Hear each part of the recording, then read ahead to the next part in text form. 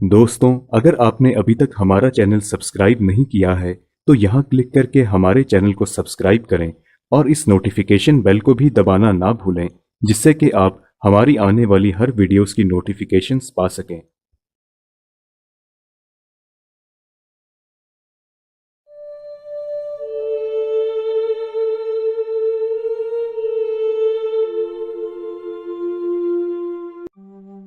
आपने वैम्पायर्स यानी पिशाच के बारे में तो सुना ही होगा।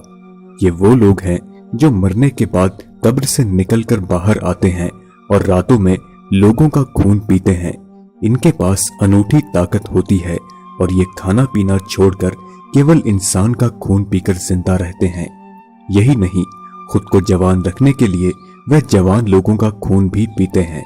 सुनने में तो ये बड़ा ही अजीब लगता है कि किसी जवान का खून पीने से भला कोई जवान कैसे रह सकता है, लेकिन चौंकाने वाली बात यह है कि वैज्ञानिकों ने भी कुछ ऐसा ही पाया है। उन्होंने चूहों पर एक एक्सपेरिमेंट करके ये पता लगाया कि अगर जवान आदमी का खून किसी बूढ़े को दे दिया जाए तो उसके शरीर में जवानों जैसी ताकत आ जाती है और उसका शरीर एक जवान इंसान की तरह काम करने लगता है। इससे ये साफ साबित होता है कि वैम्पायर्स जवान लोगों के खून पीकर जवान रह सकते हैं। अब इसे चरित्रों के प्रति लोगों की उत्सुकता कहें या पागलपन, पर इनके जैसे दुनिया में कई लोग हैं जो खुद को वैम्पायर मानते हैं और इंसानी खून पीकर जिंदा रहते हैं। वैम्पायर्स के छोटे बड़े कई समूह अमेरिका, यूरोप और ऑस्ट्रेलिया जैसे देशों में पाए जाते हैं। लुइजियाना स्टेट यूनिवर्सिटी के शोधकर्ता जॉन एडगर ने अमेरिका में रियल वैम्पायर कम्युनिटी को करीब से जाना और उनकी जिंदगी को साझा किया। जॉन एडगर बताते हैं कि उन्होंने रियल वैम्पायरों के एक फीडिंग प्रोग्राम में हिस्सा लिया। ये एक ऐसा प्रोग्राम है जहां सभी वैम्पायर एक दूसरे से मिलते हैं और वहां कई डोनर्स यानी खून पिलाने वाले भी होते हैं। खून पीने के लिए वैम्पायर अपने डोनर की पीठ के ऊपरी हिस्से पर छोटा सा कट लगाते हैं और फिर अपने दानव जैसे दांतों से डोनर का खून पीते हैं। यही नहीं, कई वैम्पायर अपने डोनर के साथ शारीरिक संबंध भी बनाते हैं। जॉन ने बताया कि उन लोगों का बर्ताव काफी अलग सा होता है। वे अपनी इस आदत को फैशन या संयोग नहीं मानते, बल्कि स्वस्थ रहने के बावजूद भी जब तक उन्हें खून पीने को नहीं मिलता तब तक उन्हें पेट दर्द और तनाव रहता है। उनमें से कई ऐसे हैं जो ताबूतों में सोते हैं। वे अपने दांतों को जानबूझकर किसी दानव जैसा बनाते हैं। वे भूतों पर विश्वास नहीं रखते और उनका दिमाग आम लोगों से कहीं ज्यादा तेज होता है। इतिहास के पन्नों में भी वैम्पायर से जुड़ी कई बातें सुनने को मिलती हैं। 15वीं शताब्दी में 7वें पोप इनोसेंट के चिकित्सक ने अपने मरते मास्टर की जान बचाने के लिए 3 नौजवानों को मौत के घाट उतार दिया। कहा जाता है कि उन नौजवानों का खून पोप इनोसेंट को पिलाकर उनकी जान बचाई गई। यूनिवर्सिटी ऑफ दुरहम के रिसर्च संघ के मुताबिक पहले जमाने में खून पिलाकर एपिलेप्सी या मिर्गी जैसी बीमारी को ठीक करने के प्रमाण पाए गए हैं। मिर्गी के मरीजों को ऐसे गुनहगारों का खून पिलाया जाता था जिन्हें सजा मिलने वाली होती थी। ऐसा माना जाता था कि खून पीने का शरीर और आत्मा के साथ बड़ा गहरा संबंध है।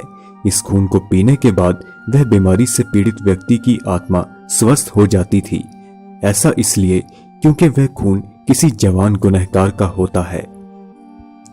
अगर आप ये सोचते होंगे कि रियल लाइफ वैम्पायर दिन के 24 घंटे खून पीने वाले दानव जैसे ही जीते हैं, तो आप बिल्कुल गलत हैं। दिन के समय इनका जीवन भी किसी आम इंसान जैसा होता है। वे पेशे से नर्स हो सकते हैं, बार में काम करने वाले स्टाफ, या फिर ऐसे लोग जिनका भगवान से विश्वास तगड़ा होता है। जरूरी नहीं कि ये हमेशा शमशानों के आसपास घूमते रहें या फिर खून ही पीते रहें। कई रियल लाइफ वैम्पायर मानवता को समर्पित कई संस्थानों के लिए काम भी करते हैं, जैसे बेघरों को खाना खिलाना। बस अलग ये बात होती है कि वह खुद की पूर्ति अनोखे ढंग से करते हैं। वह मानते हैं कि अंदरूनी ताकत और शांति के लिए खून की जरूरत होती है, इसके बगैर वह नहीं रह सकते। कुछ ऐसे वैम्पायर हैं जिनका मानना है कि खून की छोटी छोटी 7 खुराक या छोटा कप उनके पाचन तंत्र को ठीक रखता है। वैज्ञानिकों के मुताबिक वैम्पायरों की खून पीने की आदत दिमागी है। उन्हें लगता है कि खून की पूर्ति खून से ही हो सकती है। वहीं कई वैम्पायरों का ये मानना है कि उन्हें खून की जरूरत तब से महसूस हुई जब वे किशोर अवस्था में आए थे। अपनी जिंदगी के बारे में एक वैम्पायर ने यह बताया कि वह किसी भी तकलीफ में डॉक्टरों के पास जाने से कतराते हैं, क्योंकि उनकी सच्चाई पता चलने पर डॉक्टरों की टीम उन्हें पुलिस के हवाले या उनके बच्चों को सरकार के हवाले करने में लग जाती है। एक वैम्पायर ने यह बताया कि उसने बिना खून पिए कुछ समय जीने का सोचा, लेकिन ऐसा करने पर उसकी धड़कनें तेज हो गई और उन्हें घबराहट में अस्पताल ले जाना पड़ गया। वहां कई दिनों तक रहने के बाद भी वह ठीक नहीं हुए। लगभग 4 महीने के बाद उन्होंने खून को फिर से पिया और तब जाकर उन्हें ऐसा लगा कि उनकी जिंदगी वापस लौट आई है। दोस्तों, अब किसी इंसान का किसी दूसरे इंसान का खून पीना अपने आप में काफी अजीब है। ऐसे में दो लोगों के आपस में करोड़ों बैक्टीरिया का आदान प्रदान होता है, जिस कारण खून पीना और पिलाना कहीं ज्यादा खतरनाक होता है। हालांकि सभी वैम्पायर अपना डोनर चुनने से पहले क्लिनिक में जाकर खून की पूरी जांच करवाते हैं। खून पिलाने से पहले वह इस बात से आश्वस्त होते हैं कि वैम्पायर पार्टी अपने मुंह को माउथ वॉश से साफ कर ले। लेकिन फिर भी लॉस एंजल्स के यूनिवर्सिटी ऑफ कैलिफोर्निया के थॉमस कैंच ने यह बताया कि सुरक्षा लेने के बाद भी यह प्रक्रिया सुरक्षित नहीं कही जा सकती। ऐसे क्लिनिक जो इन्हें पूरी तरह से स्वस्थ करार देते हैं, वह भी उनसे इस बीमारी से मुक्ति के वादे नहीं करते। दोस्तों, आप मेरे इंस्टाग्राम अकाउंट पर मुझे फॉलो कर सकते हैं, जहां पर आप मुझे पर्सनली मैसेज भी कर सकते हैं। आप अपने विचार हमें कमेंट्स के माध्यम से जरूर बताएं। अगर आपको ये वीडियो पसंद आई तो इसे लाइक और शेयर जरूर करें। हम जल्द ही आपसे अगली वीडियो में मुलाकात करेंगे। तब तक के लिए इजाजत दीजिए।